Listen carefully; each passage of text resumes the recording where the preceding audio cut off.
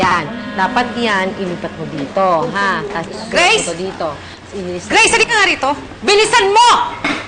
Halika't may papakita ko sa'yo. Dali! Tignan mo nga ito. Ito mga records na to. Tignan mo, mali-mali ang ginawa mo. Galingan mo naman! Huwag kang tatanga-tanga! Opo. Ayusin mo, ha? Opo. Sorry po. Baet? Baet, no? Baet? Sabi ko sa'yo eh. Ayaw mo maniwala. Bait na, no? Bait na. Makabait? Grabe po, Dear Uge. Kalahati pa lang po ng araw, pagod na po ako. Medyo nabingi pa po ako sa kakasigaw ni Aling Baby. Pero kahit ganun, naniniwala pa rin ako na may angking kabaita ng bawat tao. Kailangan ko lang talagang magtiwala. Grabe, no? Taba-taba pala ni Aling Baby dati. Grabe talaga. Alam mo ba, sa sobrang taba niya noon, nahiya yung mga baboy sa taba niya. Grabe ka. Oo, at biglang pumayat. Biglang pumayat, di ba? Yun, ang balita, nagpalay po yan. Yun, hindi lang yan. Sa sobrang kuripot niya, ginawa pa niyang chicharon yung tinanggal na taba sa kanya. Ayan o, sarap. Sarap. Kaya sarap. Sama talaga ng ugali niya ni Aling Baboy, Aling Baby. Grabe naman kayo kay Aling Baby. Baka naman may pinagdadaanan lang. Alay mo, PM. Asimpig na masungit syndrome!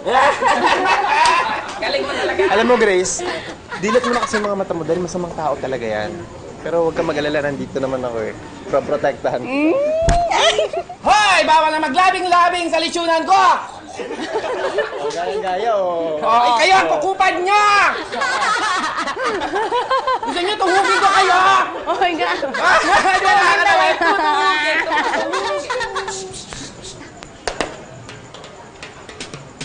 Sinong tutuhugin mo? Aber? Di po yung baboy po, tutuhugin mo. O ano ngayon? Ba't kailan ka tayo dyan? Sige, magtrabaho na kayo! Bilis! Yung board, ano ngayon? Yung board, nandito na ba?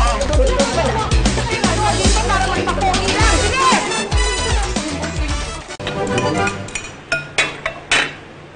Sino sa inyo ang gumalaw ng pera sa kaha?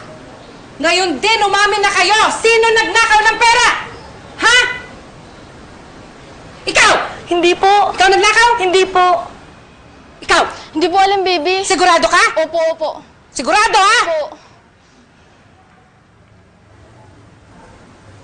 Ikaw! Ikaw nagnakaw, ano? Hindi po. Sorry po, nahihilang po ako. Hay nako! Sinabi ko na sa inyo, sinong huling kumuha ng pera sa kaha? Magsabi na ngayon! Sino? Sino? Aling baby, Walang hiya ka? Ikaw? Kabago-bago mo pala, magnanakaw ka? Ha? Hindi po. Mag-impake ka na, ha? Ayoko nang makita ang pagmumukha mo! Bumalik ka na sa pinanggalingan mo! Huh? Ano ba? Lungkot ah. Unang araw ko pa lang po sa trabaho, sesante na po agad ako. Ang bigat-bigat po sa loob.